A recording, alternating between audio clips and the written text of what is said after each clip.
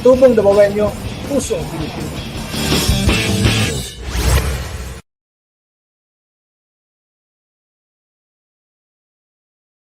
Ang pagboto, usa ka mahinungdanong butang aron ng mga tao sa komunidad makakabot og nindot na kaugmaon.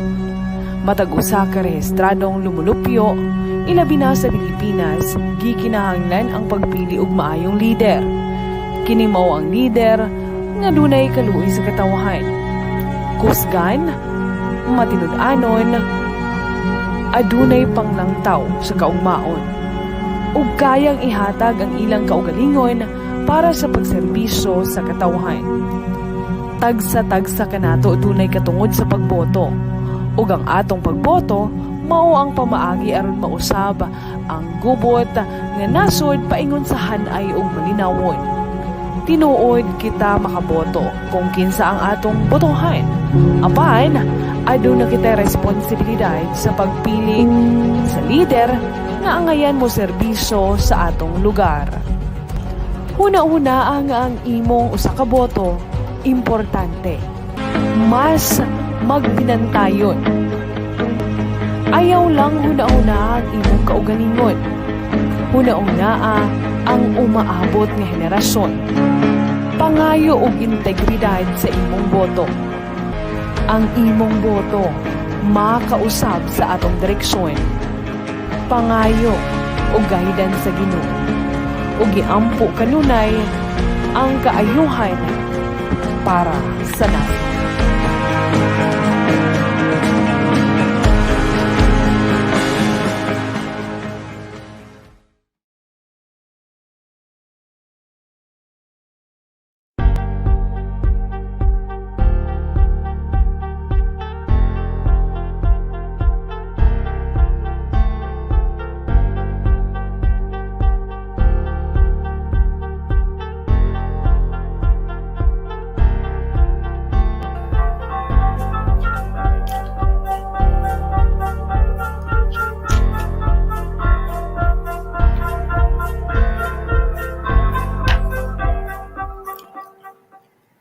Hello and good evening and welcome to ABC Anuncio Batas and Co-op. This is your host, Attorney Blue Ventosa. You're watching us live at Davao Lawyer Facebook page, Davao Lawyer YouTube channel, and at Blue Ventosa at Twitter. Ang atong programa, ABC Anuncio Batas and Co-op. If you want to go to my office, at lang ta sa Ventosa Law Office, Price Road, Corner F. Torres Street, Davao City. Telephone number 224-5720. Ang atong mobile is 0922-VENTOSA or 0922-836-8672. Ang atong email, davaolawyer@gmail.com. Ang atong website is www.davaolawyer.com. So naato ang social media sites diha sa atong crawler. Makita ninyo, dali lang kayo. Davao Lawyer sa Facebook, Davao Lawyer sa YouTube, Davao Lawyer sa Instagram, o Davao Lawyer sa Twitter at Blue Ventosa. Of course, kay Bernes man karon, dili lang karong gabi una, alas 7 kutob alas 8 sa gabi, buntag pa lang, alas 7 kutob alas 8 sa buntag, sa programang Issue sa Masa sa atong kaubang si Sir June Bersamin sa 97.1 Halo Halo FM Radio Davao City ug sa KAMM Media Network ug ganiyang buntag naapod ta sa TV dito sa Digas Davao del Sur sa mga lain mga FM radio sa Davao del Sur. So hinaut unta no makita na pud ta sa lain pang mga social media and TV platforms later on. So karon ang atong programa is episode 85 tayo ngayon. Interview with bar passers na atay na interview nga usa ka bar passer si attorney Marcel Florendo Hong. Of course, congrats sa tanan mga bar passers no. Dako kayong ato ang passing rate. And if you want to continue to watch me tomorrow na ata sa DXGN 89.9 FM sa kanang Spirit FM no sa programang KKK Kristohanong Kalambuan alang sa Kalinaw. Live ta every 7 to 9 AM matag Sabado. Okay. So, pwede kayong magtanong ha, pwede kayong mag-shoutout, pwede kayong mag-suggest kung anong gusto ninyong topics na pakinggan sa ating mga future episodes. So, why problema? Pwede ta mag-Binisaya, pwede ta mag-Pilipino, pwede ta mag-English. Okay, so ang ato ang Twitter, baliko na ako at Blue Ventosa.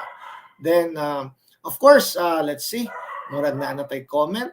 Si Carlo Dolier, nauna na tong Suki, mayang gabi, Attorney Blue, stay safe for me watching from Bangkal, Davao City. Thank you po, Carlo, no? So, I think we have to greet our birthday celebrants, no? Kinsa atong mga birthday celebrants.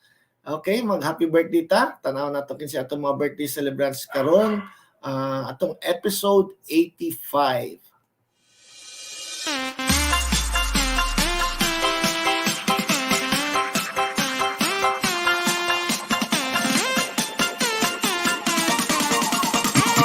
DJ Jomar, DJ Running.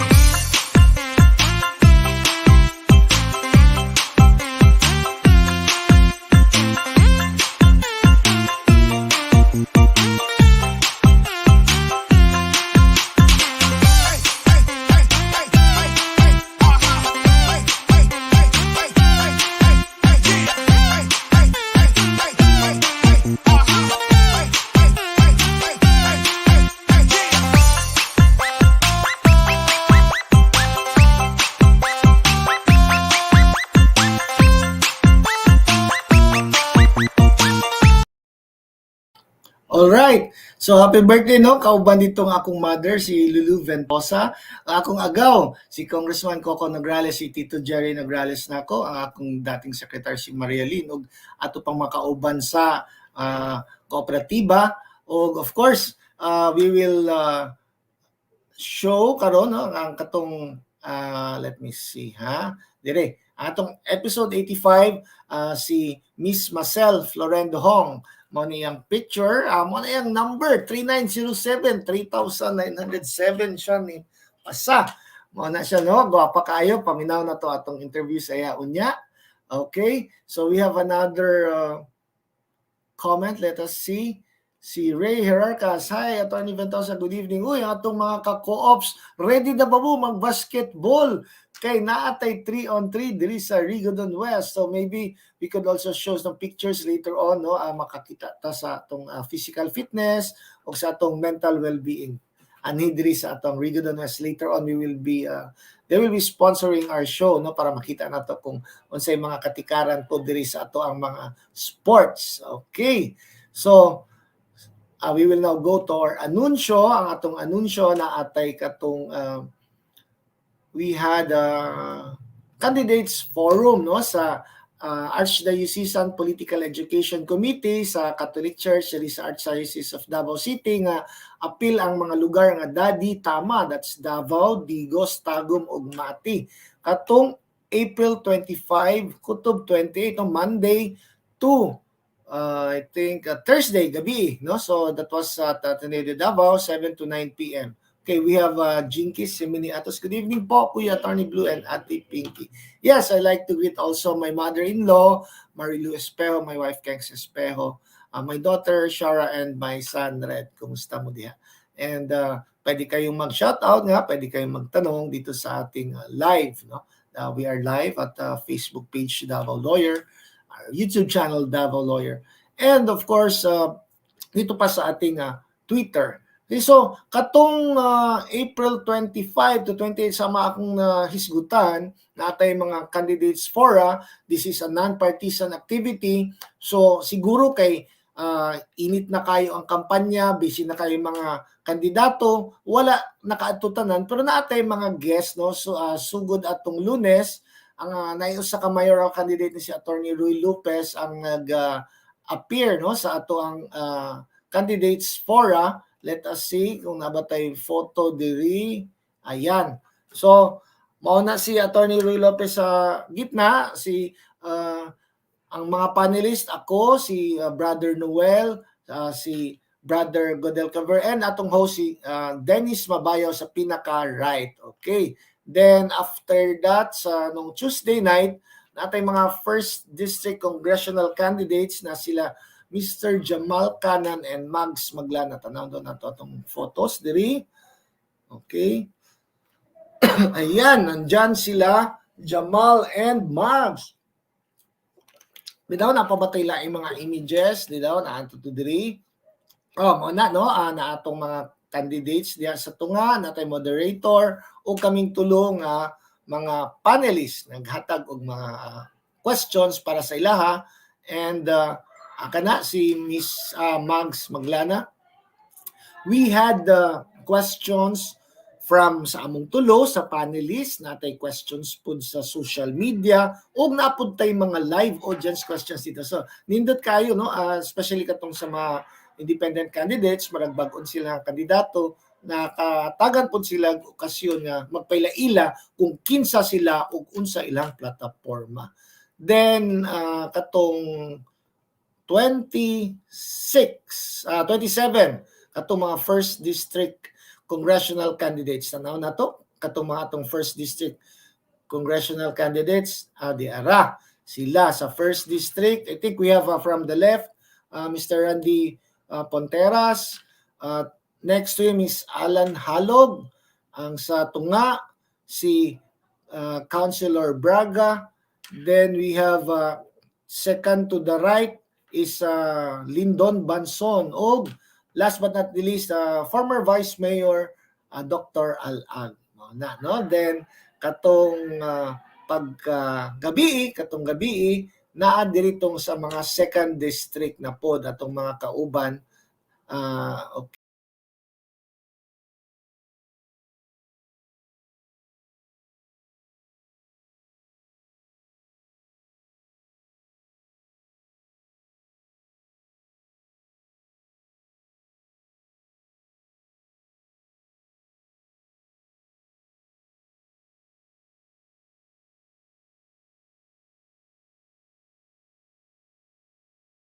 Og inaot unta nga naatay clean, honest, accurate, meaningful and peaceful elections, no? So sayang kulang ang oras pero nindot pod no kung nakaadto pod tanan, dili na siya debate pero forum ni siya, round table discussion para sa ato ang mga candidates aron mapa sibaw ang ilahang mga plataporma ug pailaila pod kung kinsa ni sila.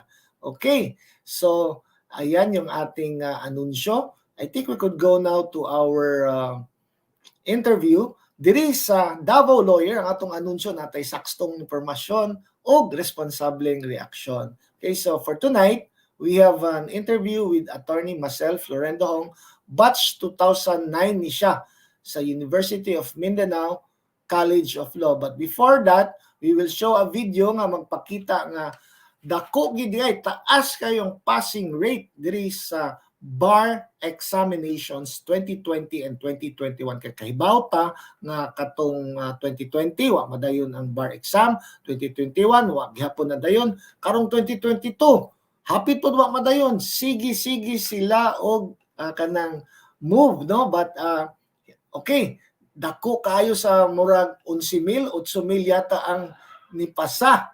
So congrats again to the bar passers. Let's see this. Tingnan natin yung video sa ni Justice Leonen sa ihang pag-announce sa mga nipasa sa bar. What I can say is every single person of the 8,241 deserve to pass this exam.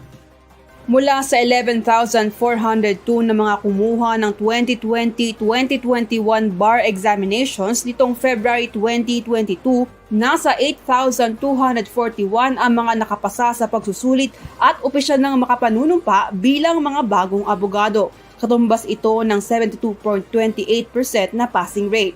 Ayon kay Supreme Court Associate Justice Marvic Leonen na siyang tumatayong chairman ng 2020-2021 bar examinations, naging pagsubok din ang ginanap na bar exam dahil ilang beses itong naantala dahil sa COVID-19 pandemic. Ito anya ang kauna-unahang digitalized at localized bar examinations na ginanap sa Pilipinas. At upang makatulong sa bar takers, may mga pagbabagong ipinatupad ang Korte Suprema sa proseso ng pagsusulit. Mas pinaikli ang exam sa 2 araw mula sa dating 4 na araw. Tumagal na lamang rin ng 2 buwan bago inilabas ang resulta ng exam kumpara sa dati na inaabot ng 5 buwan. Dagdag pa rito ang pagbago sa grading system. Ayon kay Supreme Court Associate Justice Leonen, inalis na nila ang ranking system sa paglalabas ng resulta ng bar exam dahil hindi naman anya ito kompetisyon. Ito ang dahilan kung bakit wala nang inanunsyo na top 10 bar passers ang Korte Suprema at sa halip ay naglabas na lamang ito ng ranking para sa mga universidad at pamantasan na nakapagtala ng pinakamaraming bar passers. The top 10 is artificial because 90.0133% is not different from 90.0134%. Ganun kalapit yung grades. And to make a hierarchy, mahirap because you are endowing or entitling number 3 as being better than number 4. What counts is really the performance of law schools kasi yun yung in-evaluate natin. Can they really make bar passers? More particularly exemplary passers, etc. That's why I listed the law schools. Kapwa nanguna ang Ateneo de Manila University at University of the Philippines sa dami ng mga nakapasa at nag-excel sa bar exams. Nakapagtala ang Ateneo de Manila University ng 99.64% passing rate habang pumapangalawa naman ang University of the Philippines na mayroong 98.84%. Ang San Beda University naman ay mayroong 98.10% passing rate, 98% flat naman ang University of San Carlos, habang 93.05% naman ang University of Santo Tomas. Nangunguna naman ang University of the Philippines sa may pinakamaraming bilang ng exemplary at excellent passers. Ito ang mga nakakuha ng score na mas mataas sa 85%. Sa May 2 gaganapin ang oath-taking ng mga nakapasang bar takers sa Mall of Asia Arena. Samantala, napili naman ng Korte Suprema si Associate Justice Alfredo Benjamin Caguiwa bilang susunod na bar chairman. We've announced it already that we're going to continue with the digitalized. It's also regionalized, although not the same number of regions. Right now, it's baka 15 testing centers lang kami all over the Philippines.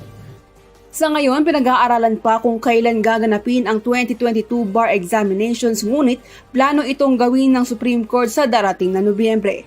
Aileen Cerudo, UNTV News and Rescue, Diyos ang aming sandigan, serbisyo publiko ang aming pinahahalagahan. Right, we're back. Good evening, and we are very lucky to have bar passer tonight as one of our interviewees in the person of Maria Cecilia Florendo Hong, or Marcel for short. Is that correct, Marcel? Yes, sir. Can you tell us something? Yes, how are you? Can you tell us from what batch of law school and where are you based now? I'm here in Clark, and I was in batch 2009 in University of Mindanao College of Law. Okay. And can you tell us a little bit about your family background, your parents, your siblings, and your civil status?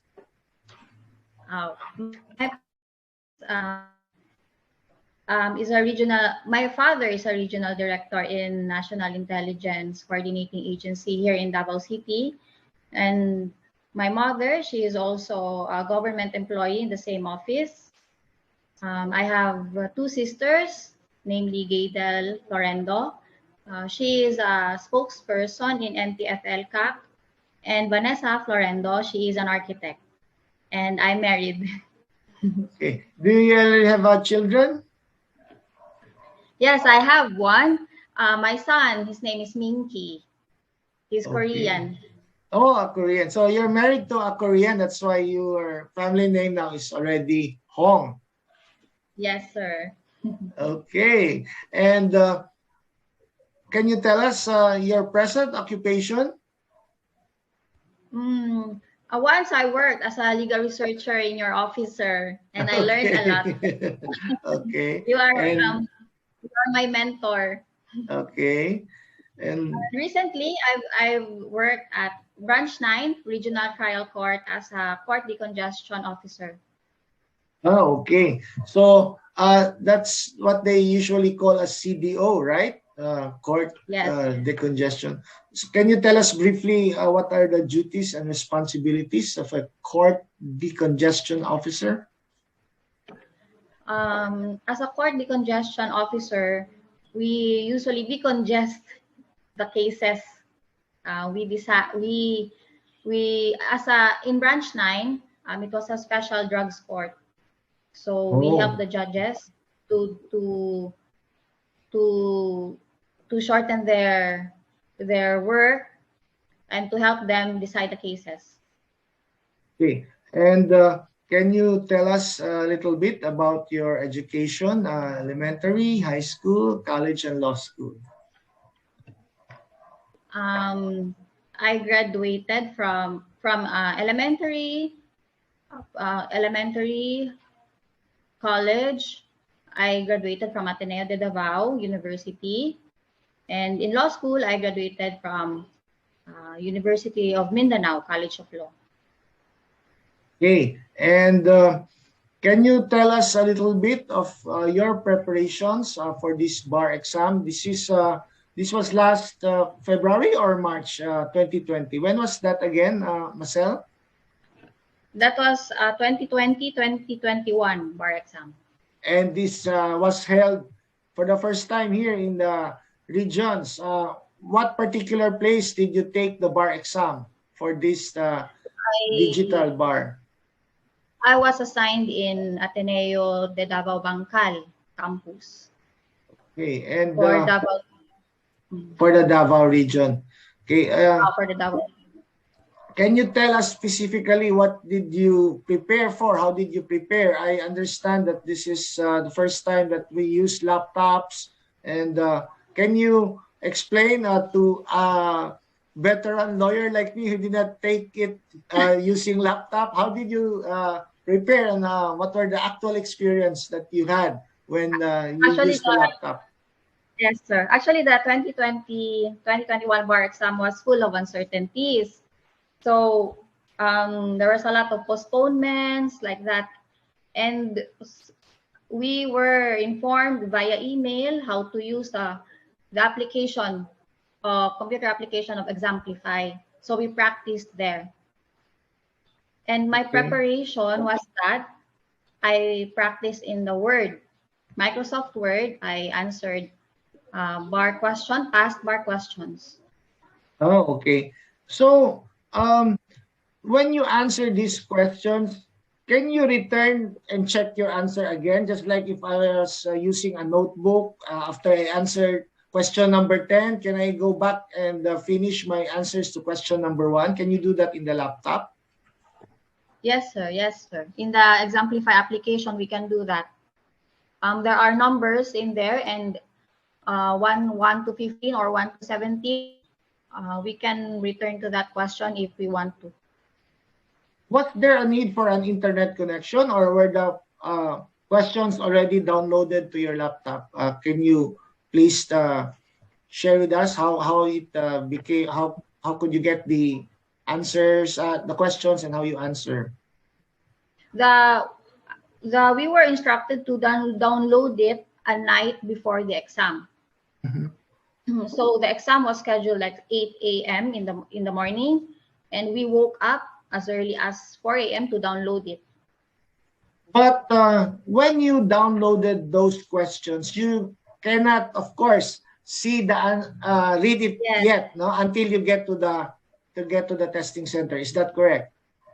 yes, sir. Because when we get to the testing center, they will give the password, and we will input it, and the exam questions will be presented already if we input the password. You inputted the password when you're already in the testing center inside the classroom. Yes, sir. Was there a need for an internet connection in order for you Yes, sir. to? Okay, so was the internet connection good? There's so many examinees there, and was there any glitches for somebody who had slow internet connection or low bat the laptop? We were provided with our own socket for our Okay. charging.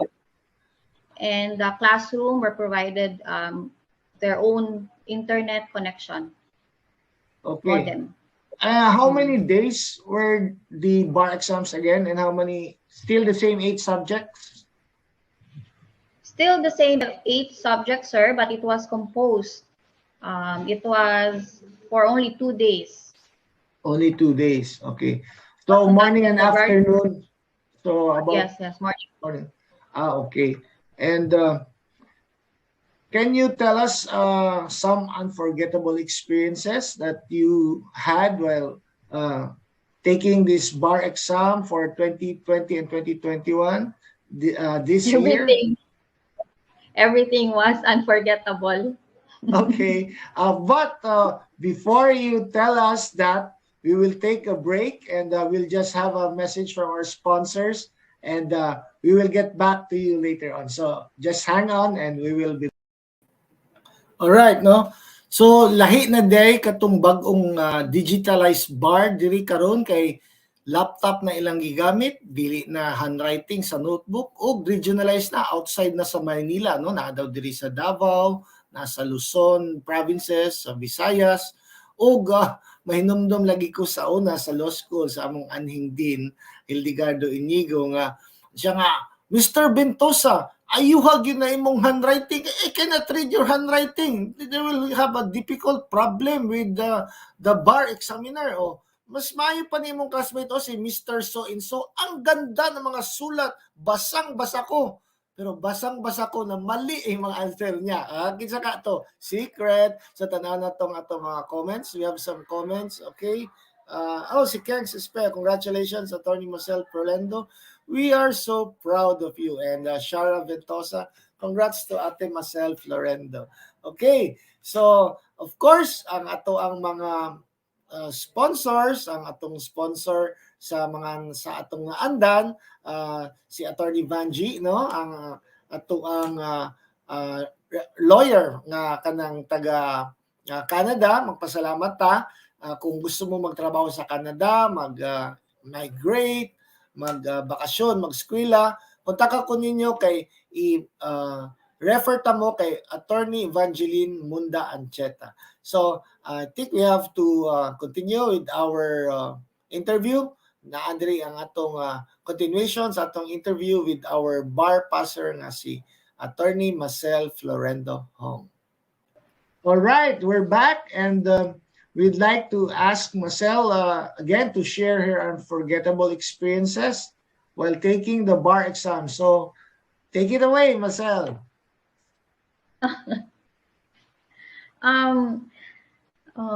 My unforgettable experience during the bar exam was that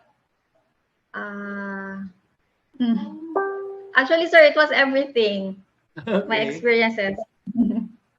So, can you remember some specific instances or anything that stuck to your mind, or you cannot forget?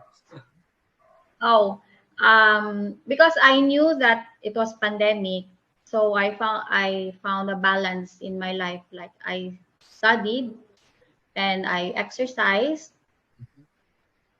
and I ate well. And so during the exam, I was composed and I was relaxed, and it showed through my answers. And I passed the bar. That's why I think. Were you required to wear face mask all the time during the examinations, or you were far away and no need for face mask? We were required to wear face mask. Oh, okay. The entire day. The entire duration of the exam. So you had, of course, already practiced wearing face mask and physical distancing. And of course. Okay. So right now, I think the bar results are very, very short, and the results were already out. I think this is the fastest results, no? About 2 months only. March, Yes. April, yes, okay. Can you tell us, where were you and how did you know that you passed the bar exams, and what was your reaction? How did you feel or reacted? I I was here waiting. I was in the house waiting for the results, and I was anxious. Mm, and then when I saw my name in the list, I cried tears of joy, and Okay. then I was overwhelmed and overjoyed of the results that I So passed the bar. between the time that you took the bar and while you're waiting for the bar exam results, what did you do? Did you work or you just waited for the results? I just waited for the results, and I was active in the church Mhm. because I know that Jesus will help me pass the bar. I prayed a lot. Okay. Is there anything you want to change with the bar exams or in your personal life now that you are a lawyer? And you want to try something Um, new? Yeah. yes. One thing is that I pray to God that I want to be a lawyer. So this becoming a lawyer is a big responsibility. It's a calling. Is to serve the people um, with honesty and to help them to help them for their needs. That's it. What the things you want to maintain or just to stay the same? Are there also some things or routines that you want to maintain or not to change? Yes, yes, sir. Of course, I want to maintain for me to be being humble. Do you think this digitalized bar is good for the bar examinees? Would you recommend it to be continued or you want to return us to the manual bar examinations? I wanted to continue because the digitalized bar was beneficial for me. I can delete and I can delete my I can compose my answers very well, and I can recheck my grammar. And there are no erasures. That's Okay. why. So it's a clean answer. So that's also an advantage maybe. How many examiners were there for each subject? One or two for this digitalized bar, if you know. Examine So for examiners. There each are subject, were there only for one each examiner or two? because it was composed there are in the morning there were two subjects and there Uh-huh. are two examiners. Does it still follow the same pattern as before? Political law in the morning, then labor law in the afternoon, or there were two subjects in the morning, two subjects in the afternoon? Because these were only 2 days, and you have only, unlike before, there were 4 Sundays. So we have two subjects for one day and 8 subjects in total. But right now, there are only 2 days, and there's supposed to be two subjects. Is it a correct presumption that in the first day there are two subjects in the morning and two subjects in the afternoon, and the second day another two subjects in the morning and another two subjects in the afternoon? No, sir, it was different because Ah, okay. it was different. In the morning, there were, I think, three subjects. It was political law, taxation, and labor law. Okay, And in the afternoon, it was criminal law only. I see. How many hours was there allotted for the morning for these three subjects? 8 hours. 8 hours in the morning. 4 hours, sir. Four Four hours hours in in the the morning morning. and 4 hours in the afternoon. Do you remember how many questions were there for each subject? For the political law, there are, I think, 7 questions. In taxation, there are 3 questions. Okay. In the labor law, there are three questions. Okay, and in the afternoon, in the criminal law, how many questions were there, if you remember? 17 questions. Wow, 17 questions. 17 questions. Okay, and I think also for the first time, we have no more top 10 bar passers. They no longer announce, but only top law schools Are you in favor of this trend right now? No more top 10 individual bar passers, but they will only categorize the top law schools. Yes, sir, I'm in favor of that because it shows that the provincial schools are doing good also in teaching law to their students.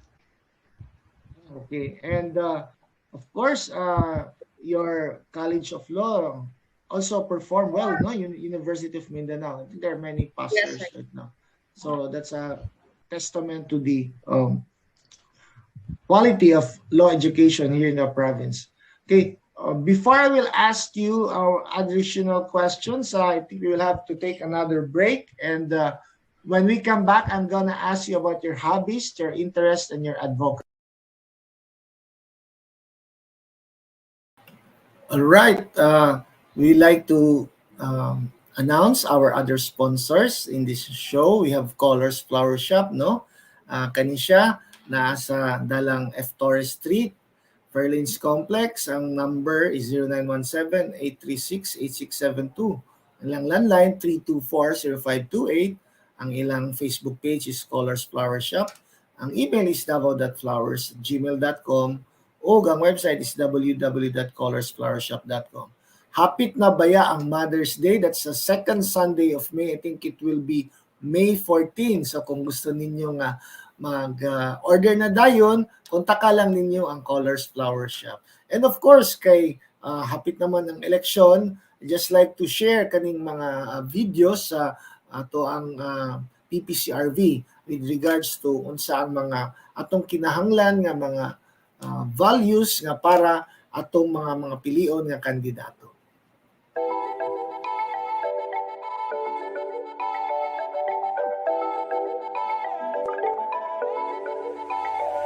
Sa pagpili ng liderato, laging tatandaan, dapat nasa kanya lahat ng katangian na maka-Pilipinas, maka-Pilipinas, na maka-Pilipinas. Iboto ang maka-Pilipinas, na maka-Pilipinas. Taong may respeto sa buhay at pamilya, makabuluhan at matinoong pamumuhay. Siya yung makapagtataguyod ng kabutihan panlahat. Di mangiiwan, makakasama ang lahat.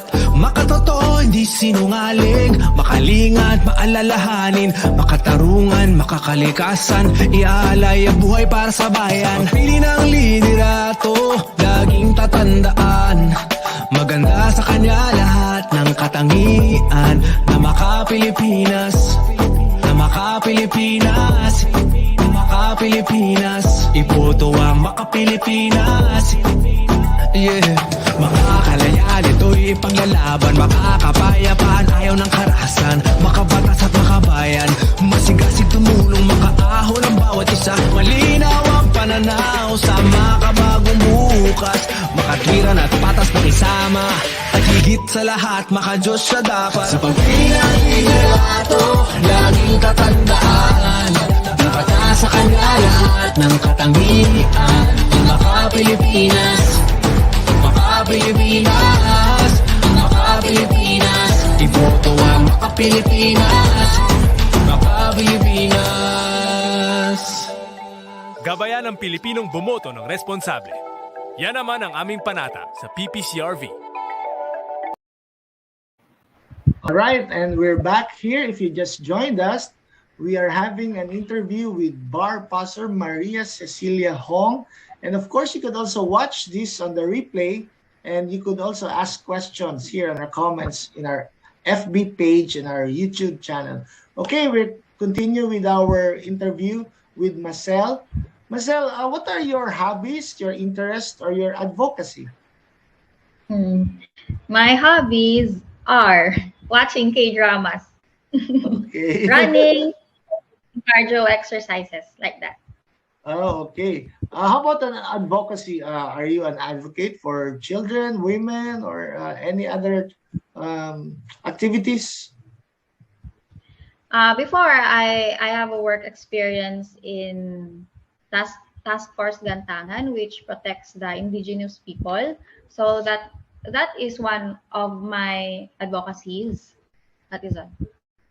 Okay. To And protect indigenous people. Are you getting used right now to be called attorney? How do you feel Not that yet. they call you attorney? I'm not yet used to it. Yes, you're still in cloud nine, okay? And can you share with us your career plans after passing the bar? My career plans is that I want to experience private practice before I go to government offices. Okay. And where do you plan to practice? There in Clark or other places? I think Clark would be better Okay. because my Good mom luck. is here. Yes, of course. Yes, and Do not be shy to ask me, Davao lawyer, Attorney Blue Ventosa, or any other lawyers, because if you're just starting and you need some advice, you could always ask some senior, but not older lawyer. Don't call me an old lawyer. Okay, yes. Masal, what is your advice to future bar examinees? My advice is that to study smart and find balance while studying. Eat well, sleep well, and exercise. Okay, well said.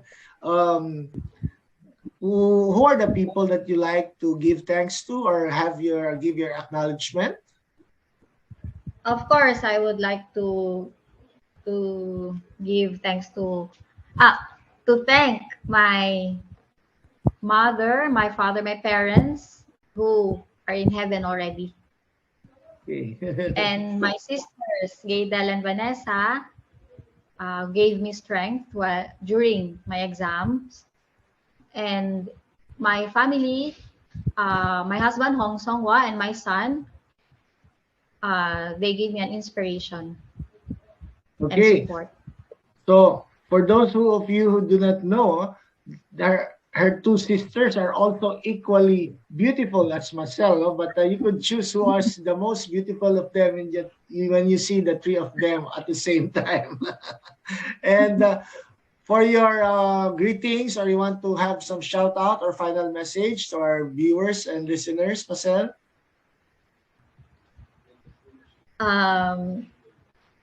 To God be all the glory. Thank you. Thank you. Okay. And Maria Cecilia Florendo Hong, it has been a pleasure to have you on our show, and hope to interview you in the near future. So I think that's all for now. Thank you for watching our program, and we will be back after this message. Thank you, sir. Okay. Bye-bye. Bye-bye. Okay, so ayan no, meron pa tayong i-interview, but since wala na tayong oras, it will be for next week, and maybe we will have some special episodes. Papunta na tayo sa election, maybe every other day or maybe every day kung naatay mga breaking news kung sa atong ma-share diri no, og ayaw kalimot no, ugma sa buntag ang inyong Davao lawyer nga si Attorney Blue Ventosa, live gihapon sa radyo sa 89.9 Spirit FM diri sa Davao, ang programang KKK, anunsyo Kristohanong Kalambuan alang sa Kalinaw. So that will be 7 to 9 a.m. no, kung gusto niyo makitaan kita sa Davao Lawyer. Napun sila yung Facebook page, yung 89.9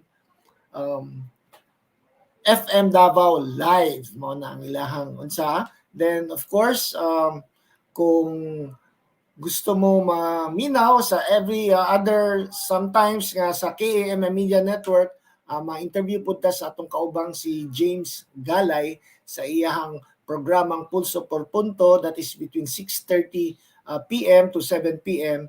Monday to Friday. So wala na magitay igong oras, manamilit na ta o magkita-kita ta sunod si Mana diri gihapon sa ato ang Davao Lawyer Facebook page, Davao Lawyer YouTube channel. Of course, sa Davao Lawyer ang atong batas ipag-alam, ang karapatan ipaglaban. Kini si Attorney Blue Ventosa, ang inyong Davao Lawyer, tubong Davaoenyo, pusong Pilipino. See you next time.